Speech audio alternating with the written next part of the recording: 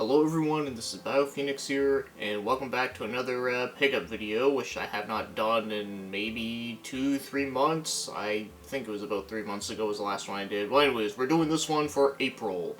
And yes, just like always, we're going to be having a discussion about all the random physical stuff that I picked up this month from all kinds of different things. So, yeah, one thing I did notice that when I was going through my last video real quick was that I'm literally wearing the same shirt as last time, so now someone's gonna think that I'm literally wearing the same shirt every single day, when, no, it just so coincidentally happens I just wore the same one twice while recording. Well, without further ado, let's talk about the video game. So the first game we got here is on the Nintendo Switch, and it's actually one of the first few games that actually came out this year, and that happens to be Another Code Recollection, and hopefully there's not too much glare, because I know this is like a really bright cover, but, yeah, so this is the remake of the, Another Code series, or Trace Memories, or, you know, whatever you want to call it. The one from Sing. So there was one on the DS, which was the original, which I fully played through, and I actually really enjoyed it. And then there's the second one that was on the Wii, but it didn't come out over here in North America, but it came out in Europe and Japan.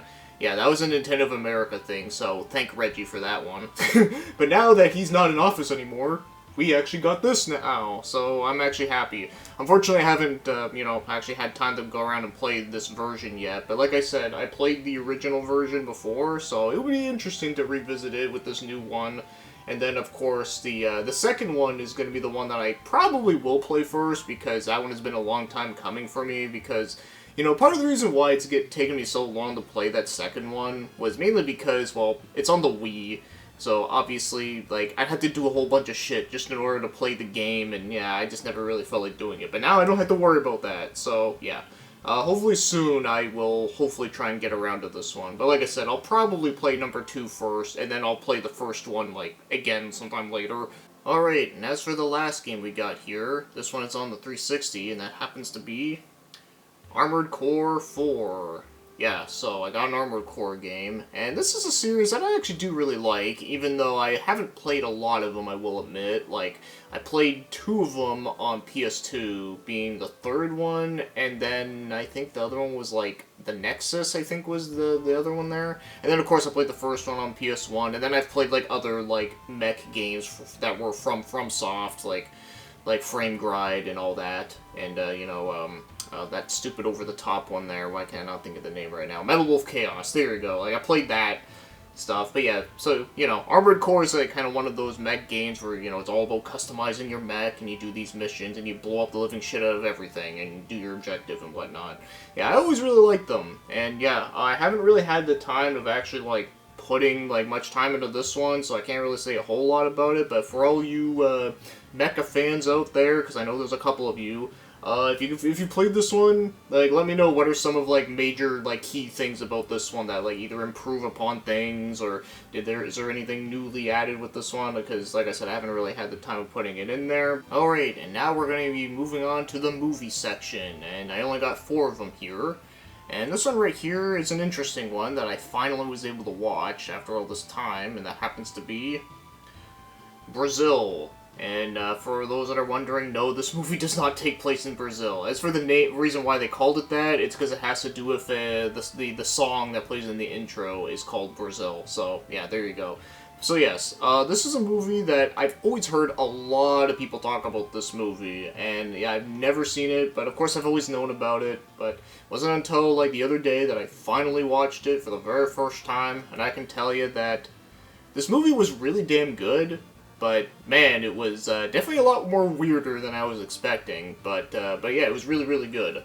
Okay, so basically what this one's about is that it's about this, like, futuristic world where it's kind of a dystopia. In fact, I will say that the set pieces in this movie are, like, really awesome, because everything's, like, futuristic, but it also looks kind of retro, too. Like all, like, the TV screens they have, like, they're not flat screens, like, they still look like CRTs, but, like, you know, future-looking. I don't know, I really like that type of stuff. I think that stuff's great. But yeah, so it's all about that, and it's all, like, kind of similar to 1984, so, you know, like, you have, like, no privacy, basically. Everyone, like, knows exactly what you're doing, and, you know, and then there's, like, these, like, weird, like, dream sequences where it's, like, I don't know how well you can see it, but, like, this little flying guy. Yeah, that's like the main character. He has like these dreams where he's like flying in this like weird angelic armor, and then he eventually has to like fight like a giant samurai dude. Like, it's so crazy like that, but that's why I love it. Like, I think it's really cool. And like I said, the acting is great. Like, you know, you got Robert De Niro, Jonathan Pryce, and what's his face is in here too. Bob Hoskin is in this movie. Yeah, and funny enough, he actually does play, like, he doesn't play a plumber, but he plays a, like a mechanic of some sort. He's like a handyman, basically, and he has, like, a giant, like, hat. So, I actually wonder if the people that did the Super Mario live action, they probably must have saw this movie and was like, hey, we need that guy to be Mario. I don't know. But either way, though, yeah, I'm glad that I finally watched this movie after all these years of knowing about it. And yeah, it's really, really great. I would recommend it in case you haven't. Alright, and as for the next movie we got here is, Season of the Witch. And no, this has nothing to do with Halloween 3 Season of the Witch, but yes, this movie literally stole the subtitle of that movie, but it literally has nothing to do with it at all. And yes, as you can tell with the cover, yes, it has Nicolas Cage and Ron Perlman in the movie. Very interesting mixture of actors, I will say. So yeah, you got, you know, like Ron Perlman is obviously one of those, like, badass actors that we all, like, know and love, and then Nicolas Cage is, like, the crazy guy. But I will say, though, in this movie, he actually does not act like a crazy nut like he normally does, which I know that might disappoint some people, but I don't know, like, I actually thought he was actually legit good in this movie. So anyways, yeah, so this movie's about, you know, the two of them. They're from the Crusaders, and then after witnessing the whole crusade, like killing a bunch of innocent people, they were just like, well, this is not what we wanted to do. You guys are assholes, so we're leaving. So they just end up fucking off and, you know, doing whatever. And then eventually they get into a situation where there is a witch who is, like, trapped in, like, a carriage, and then they have to, like, escort her somewhere. And, like, as they are escorting her, all this, like, weird stuff starts happening. Yeah, it's kind of like a fantasy horror, sort of. I don't know. I mean, I wouldn't say this movie is scary, but it definitely does have, like, a lot of, like, dark, like, stuff in it, and lots of, like, pretty, gross, like, disease happening and shit. And I believe Christopher Lee is in this movie, if I remember correctly, which was interesting. He was like a minor role, but yeah, like I said, it's actually pretty good. I liked it. Alright, next up we have is a DVD here, and this is a really, really old movie, and that happens to be The Treasure of Sierra Madre. I'm sorry if I'm mispronouncing it there, but yes. Now you're probably looking at this cover and thinking, like, what is this, an Indiana Jones ripoff? Well, no, you'd be wrong, because this movie actually predates that. Yeah, because this movie came out in the late 40s, and it's black and white. So, yes, it's one of those movies. But, yeah, I will say, though, the whole casing here is actually pretty cool. Like, it actually, like, folds out, like, really nicely. Like that.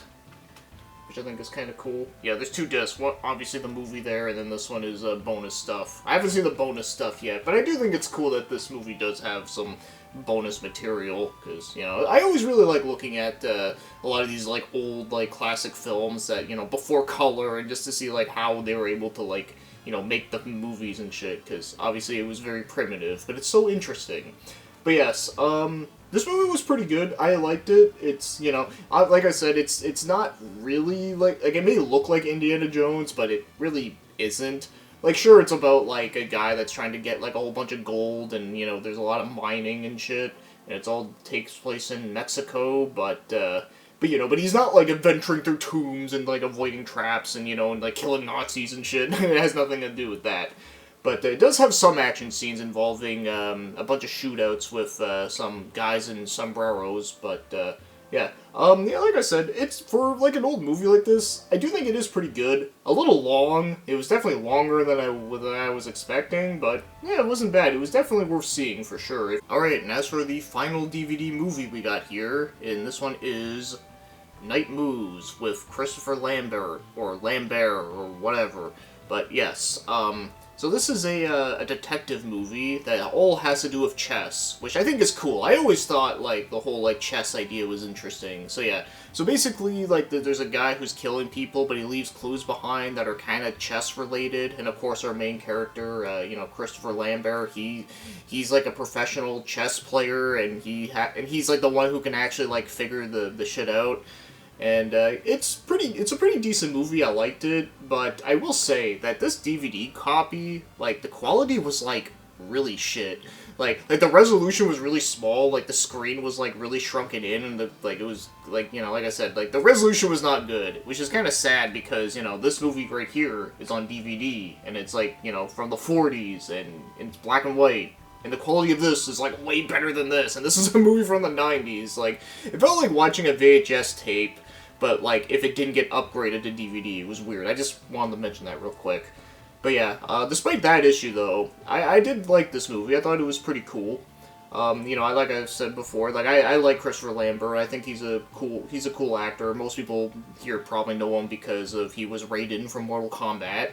But I thought he was pretty good here. Although there was one scene that actually did kind of make me laugh, where there's a part where he's playing a chess game on a computer, and he's all like getting excited about it. He's all like, oh, yeah, yeah. And it was just like really funny. It just made me laugh. Also, the guy's daughter in the movie, there's a scene where she's like playing Super Mario Brothers on a computer.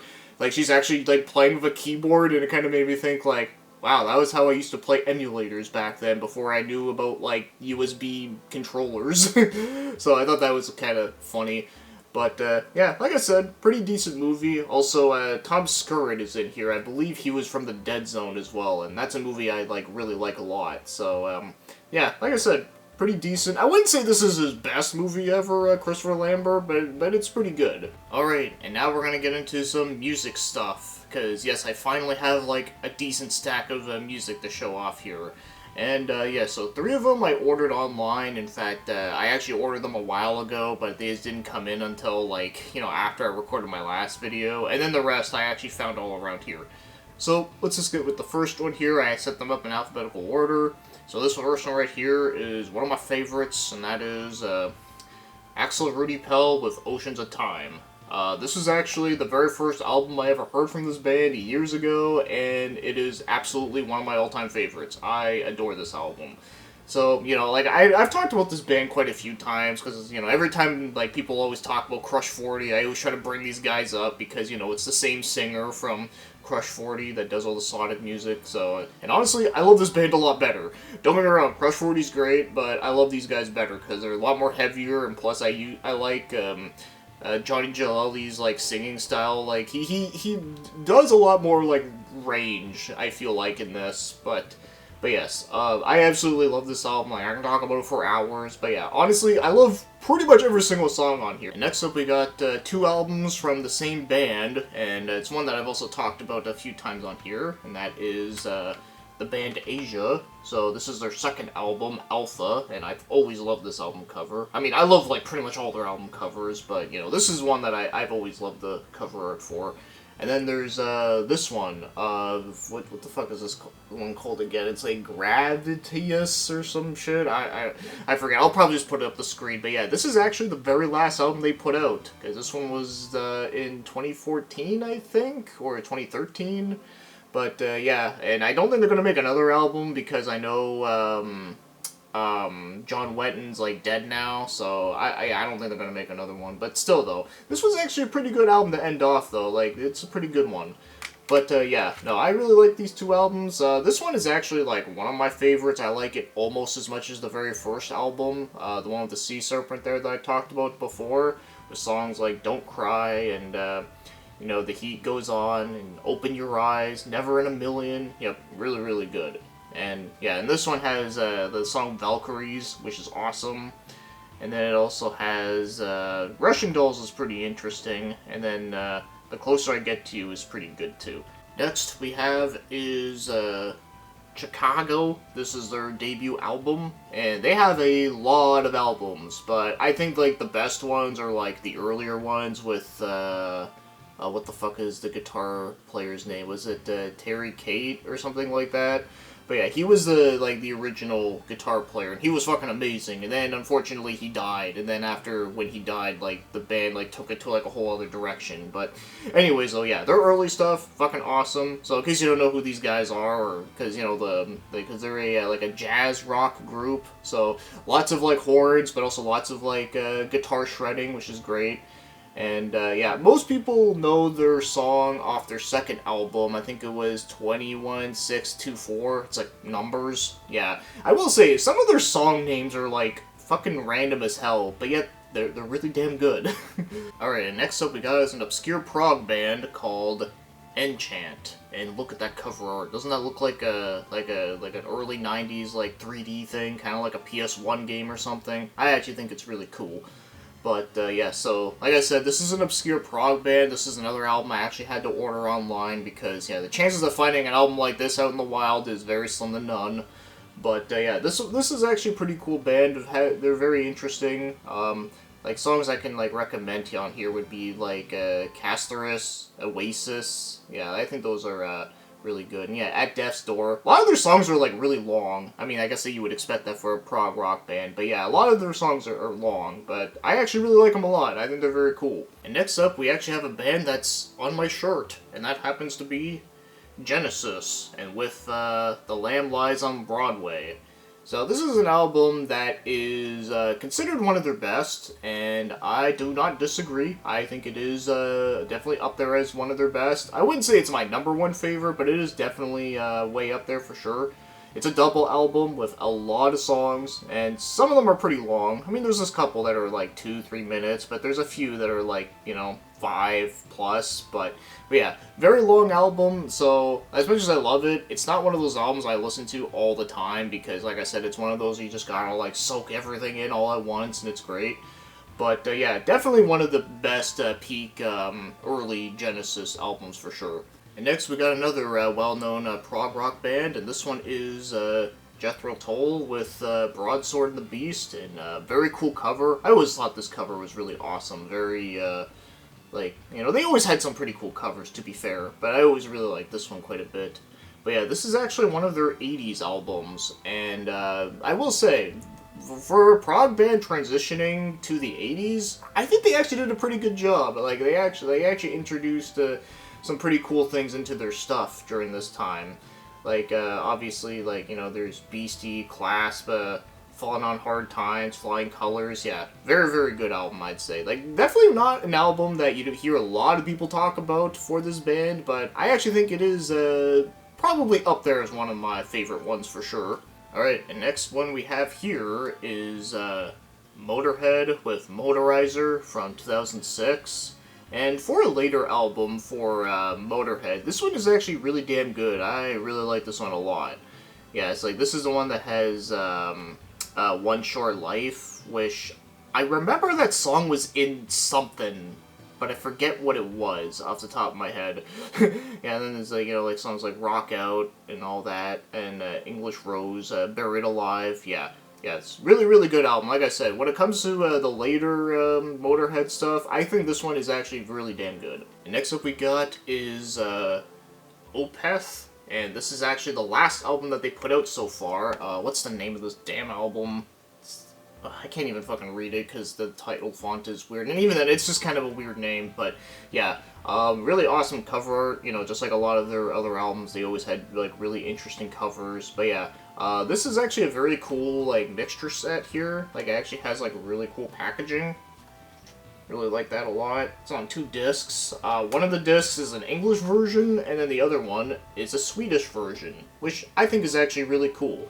But yes, I've only heard this album once, and I remember really liking it, but I'd have to re-listen to it again to, like, properly, like, you know my thoughts on it, though. But I do remember it actually being a really good one, though. But yes, as you know, if you are familiar with Opeth, and I said that it's a later album, you would know that it's nothing like their early stuff, where it's not like super like heavy metal with like growling or anything like that. This is like more of their like, you know, 70s prog style stuff that they were doing, which, you know, like, I actually love both eras of the band. And this is the last one that I got here, one that I ordered online. I still have a couple left that I just found randomly. But this one right here is one that I don't think I was ever going to find around here. And that happens to be Sandra, Into the Secret Land. And yes, you know, really cool cover art. In fact, even the disc art for it is actually pretty nice looking too. I mean, it's literally the cover, but I just think it looks nice like on the disc. But, yes. So, for those of you that don't know who Sandra is, she was a singer that was mainly popular in Europe and maybe a little bit of, like, a couple other places. But, unfortunately, over here in North America, she was, like, super obscure, barely, like, did any, like, thing here, which is unfortunate because I think her shit's really fucking great. I love it. If I can compare her music to anything, her music is kind of similar to Kate Bush, but if it was more, like, poppy and a lot more, like, catchier stuff. And, yeah, I really love her stuff a lot. Definitely worth checking out. But, yes, this album is actually really damn good. It's probably my second favorite album. My first favorite one is one that I don't have yet, but maybe I'll pick it up eventually. But, yes, this one has Secret Land, which is great. And then there's Just Like Diamonds, and there's Crazy Juliet, and Children of England, Celebrate Your Life. Yeah, really, really good stuff. And next we got is Supertramp with Even in the Quietest Moments. And yeah, this is another cool album cover I've always liked, just having a piano covered in snow on like a mountainside. Very interesting, I always liked it. But yes, this is a really damn good album, probably my second favorite or third favorite. I don't know, it's tough to say because like my top two are usually between you know, Breakfast in America and what's the one, the prison one, the one that has Bloody Well Right on it. Why can I not think of the name? I actually own that album too. I'm forgetting my shit. But anyways, though, this one's like probably like maybe like my third. But yeah, this one is really good. Like, the song Even in the Quietest Moments is just fucking great. I love that song. And then it has, you know, Give a Little Bit, and then from now on, Fool's Overture is also, like, really awesome as well. But, yeah, you know, if you know Supertramp, like, it's good shit. Alright, we're almost done with the music stuff. So, this one right here is a Canadian band called The Tea Party with Edge of Twilight. Very cool name, and a pretty ominous looking cover here. But yeah, this is another one that has like some like bonus stuff here and some, you know, little all that. But yeah, so like I said, this is a Canadian band. They're pretty big over here. I don't know how well they did in US, but I know they're like one of those bands that like I used to hear on the radio a lot growing up, and I do know that some of their stuff actually can get pretty experimental too. It's very interesting. Yeah, like I said, I actually find this to be a pretty cool band. I've always enjoyed them, like, growing up. And finally, we have probably one of the most popular prog rock albums out there, and that I never owned a copy of until now, but of course I've heard it, like, millions of times online, and that is Fragile with the band Yes, with this very iconic album cover. And yes, most people here will probably know the one song, Roundabout, because, you know, it was in frickin' JoJo's Bizarre Adventure, which, ironically enough, I actually just finished watching Part 6 recently, and I fucking loved it. So I just wanted to mention that real quickly. But yes, yeah, the album with Roundabout. And as much as good as that song is, I feel like there's a lot of other stuff on this album that are honestly, like, just as good as that. Like, Heart of the Sunrise, America, like, those two songs are just fucking great. But, yeah, like I said, I don't really see much about this, because, you know, it's a very iconic album, definitely one of their best. Alright, and now we're going to be moving on to the manga and books section. And the first two we got here is Azadora from Naoki Urasawa. And because I am a huge fan of his work, I ended up buying this manga without looking in too much info into it. And I do feel like that's really the best way to approach a lot of his stuff, is that it's best to go into them without knowing a whole lot of things about them. So I'm actually looking forward to reading into this one. The only thing I do know is that it is pretty different from his usual stuff, which is fine by me, because I did experience the one anime there that was based after one of his work. It was Master Keaton. And that one was still pretty good, even though it was very different than, like, the usual stuff that he does. And then right beside that happens to be one with a really weird name, which happens to be Daiwurgelder. I have no idea, I'm sorry guys, but yes, it is a German name. Unfortunately, I have not gone around to reading that one yet, but it did sound really cool. It kind of reminded me of, like, Kill Bill, where it's like a typical revenge story with all these, like, crazy characters. And I did hear one person talk about it, and they did compare it to Grindhouse, and I'm just like, oh wow, so it's like another Quentin Tarantino, like, reference. So, yeah, if this is basically a Quentin Tarantino manga, I'm all up for it. So next we have is this very shiny one that happens to be My Name is Shingo. And it was done by Kazuo Umez, and I've talked about him quite a bit on here, mainly talking with Orochi and Drifting Classroom. But yeah, this is his other one that actually came out over here recently, and that is, My Name is Shingo, and it has nothing to do with horror, believe it or not. It's actually a science fiction one that has to do with a lot of deep meanings of, like, robots having a consciousness and a lot of metaphysical stuff. And as you would expect from Kazuo Umez, the artwork in here definitely looks really freaking awesome, so yeah, I can't wait to dive into this one. And at long last, I finally have the first 5 volumes of Vagabond. Man, it felt like it took forever to even just get this, and I'm still not even done getting them all. Yeah, it's gonna be a long while, but I did say a while back that if I did get the first 5 volumes, that I would actually start reading it, so yeah. So once I'm finished reading my giant brick book, I should at least be able to start it. And next we have is the original Kamen Rider, and this is the 50th anniversary. And this is a very beautiful hardcover, and yes, this one I actually did manage to read the whole thing, and it was actually a lot of fun. I actually really liked it, so yes, I can officially say that I finally now know the true origin of Kamen Rider, and I can definitely say, yeah, it was really good, and it was really fun. And for all you hardcore Kamen Rider fans out there, yeah, you guys are probably gonna start recommending me to, like, which series I should start next, but yeah, it'll be a while, but I do say that yes, it is a very cool series that I'm finally glad to have finally experienced, because, the only other experience thing I have with Kamen Rider was just some of the video games, and I did watch a little bit of Decade, which I will say, from what I've seen of it, it was pretty cool. Next we have one that really took me by surprise, and that happens to be Witch Hat Atelier. So this is a series that I've always seen around at the stores, and I always thought the covers, looked really nice, but I really had no idea, what they were. But what got me to sold on them was because someone shared a screenshot from one of the panels, and I was like, holy shit, that looks amazing, and I'll show it to you right here. And yeah, this dragon picture right here, that's just freaking awesome, I love it. So ever since I saw that, I was like, okay, maybe I should look into this.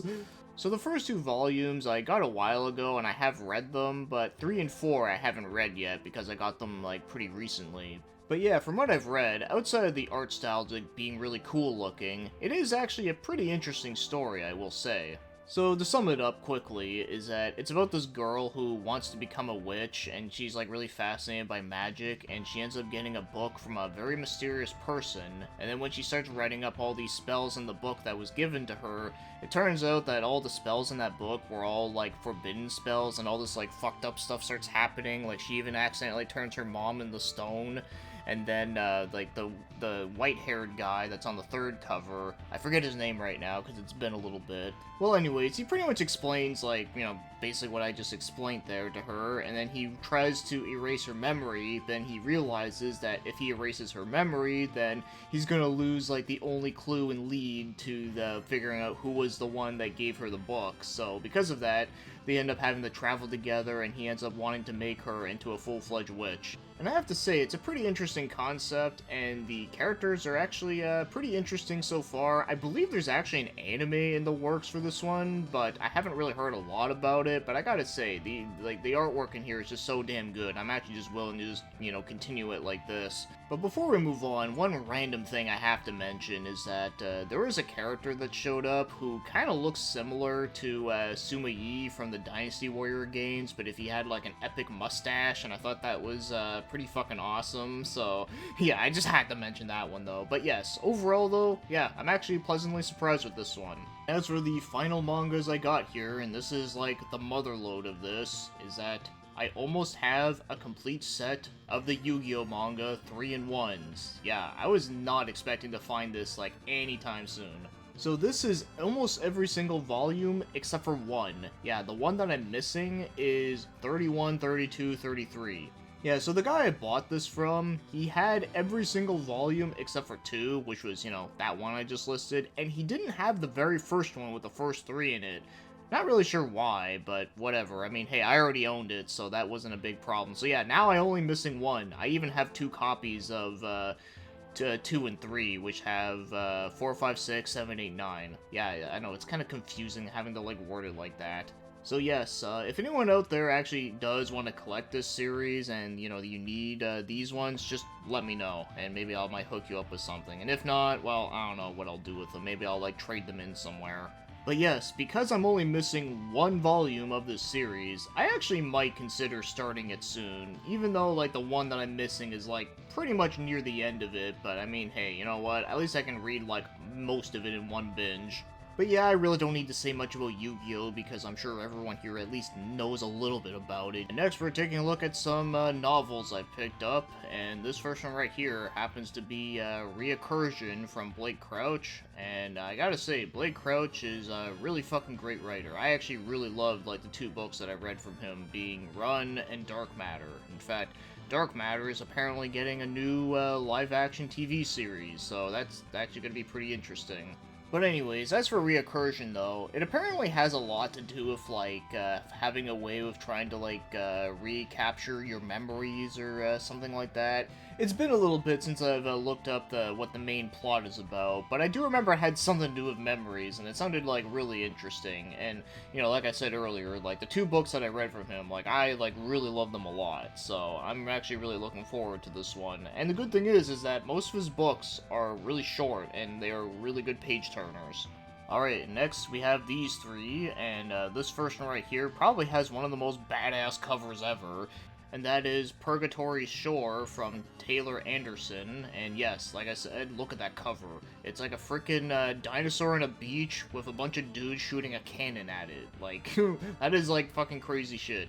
So, the only thing I know about this is that it is a historical fiction. I mean, clearly, given, like, what the cover art shows, where, you know, it's about these military guys end up, you know, transporting to, like, a other, like, world or another, like, time dimension thing. It's, like, some crazy stuff like that. I know the guy also wrote a series that's, like, really long. I think it was called, like, the Destroyer series or something, and this one's just called the Artilleryman series. So, yeah, not gonna lie, like I said, the cover art caught my attention, and what the story was about I thought was interesting, so I figured I might as well give it a try, and hopefully it's as fun as what the cover art looks. And beside that one is Ascension from Nicholas Binge, and as again, this is another one that I kind of saw, I thought the cover looked interesting, and then I read what the description was about, and I actually thought it sounded really cool.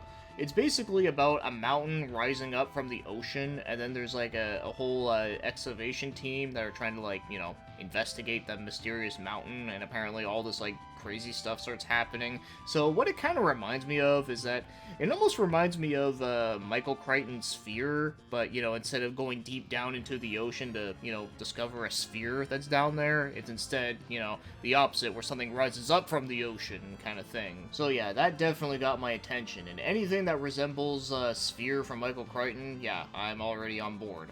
And then the one beside that one is a very classic novel, being Mary Shelley's Frankenstein, and yeah, that cover art is just really freaking beautiful. Also, the pages, like the edges of them, are spray painted gold, which is also a very cool touch. Yeah, I don't really need to say much about this, because, you know, like I said, it's frickin' Frankenstein. Like, you know, it's one of those stories that, like, literally everybody knows. But this probably is, like, my favorite looking version of it that I think would be cool to read out of. And now we have a box set of James Bond novels that I got, being the first 5, being Casino Royale, Thunderball, From Russia with Love, Goldfinger, and Live and Let Die. So like I talked about before, I really like the Bond films, and I've always wanted to read them, but just, you know, I just never really found, like, a good, like, versions to read out of, because I feel like most of the versions that I've seen, like, they're always, like, either way too expensive, or they're just, like, super ugly looking. But I find the cover arts on these ones are actually not too bad looking. Like, yeah, it does look a little bit modernish, but, you know, at least there's, like, a little bit of, like, some consistency going on here. That is kind of cool. But yes, for those that don't know, that, the order of the movies and the order of the books is actually a lot different than you'd think, because the very first Bond movie was Dr. No, but I believe that was, like, the 7th book, so yeah, they kind of went, like, out of order because of that. And then I know there's, like, some movies that have the same name as a book, but, like, the storyline in it is not based after that book. It actually gets a little bit confusing, and it's, like I said, it's very interesting to look into that. Now we're moving on to the final thing within this video, and that happens to be Eric von Lustbader, the Maiko, which happens to be the second book in his ninja series. And now I actually almost have a full set. I'm only missing one book, and that happens to be Floating Island, or Floating City, or it's like Floating something. Anyways, so yeah. So I now have almost all of them, and the Maiko was the one that I was like not expecting to find anytime soon. But yeah, here it is. So yeah, so speaking of James Bond, I actually did see a comment on Goodreads about some of these books, and someone said that this series is basically kind of like James Bond, but instead of him being a British special agent, he's a ninja. So, you know, obviously there's a lot of, like, you know, martial arts and fighting, and, you know, lots of, like, espionage, like, talk and all that type of stuff. And also, just like James Bond, he apparently gets with a lot of women throughout the series, so yeah, the more I start talking about it, the more I'm excited on actually reading it, because it just sounds really fun, and I'm actually kind of surprised too that they never made a movie after any of these, because I feel like they would be good movie potential just from the concepts alone. And that's everything for this video, so yeah. As always, if there's anything here that interests you, or anything here that you want to know more about, or anything you want to tell me more about, because chances are you know, there's a lot of things in here that I wish I could talk more about, but I can't. But yeah, if there's anything here that you know about, just let me know, and we'll have a discussion about it. So as always, thank you for watching and commenting, and have yourselves a great day.